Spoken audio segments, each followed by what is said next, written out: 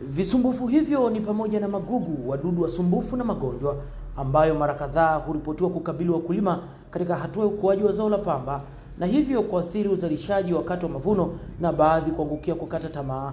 Inatia shaka. Amepanda mbali, lakini pamoja na upuliziaji leo hii hawa ni kangambi tayari wameshaingia shambani. Sasa hivi tuna changamoto kubwa sana ambayo ilitokana na mabadiliko ya tabia nchi.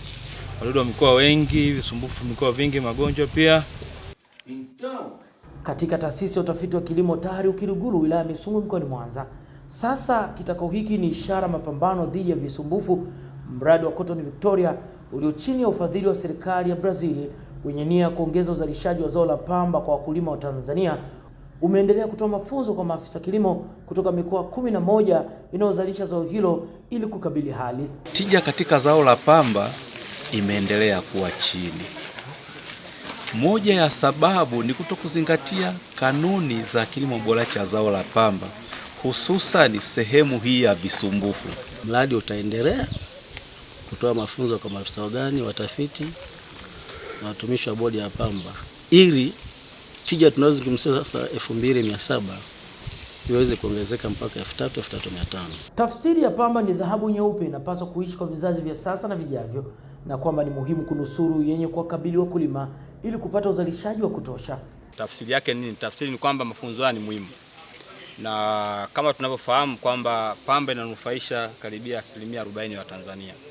Kwa hiyo sio zao la mchezo, ni zao kubwa ambalo tukilitumia vizuri, tukilihendo vizuri, linakwenda kuongeza pato la taifa, lakini pia kutoa ajira kwa wananchi wetu. Washiriki wa mafunzo haya wamekuwa na mtazamo chanya kwamba tunaenda kujifunza teknolojia mbalimbali ambazo zinaenda kutusaidia sisi wataalamu ili kuwafundisha wakulima namna ya kuzuia visumbufu.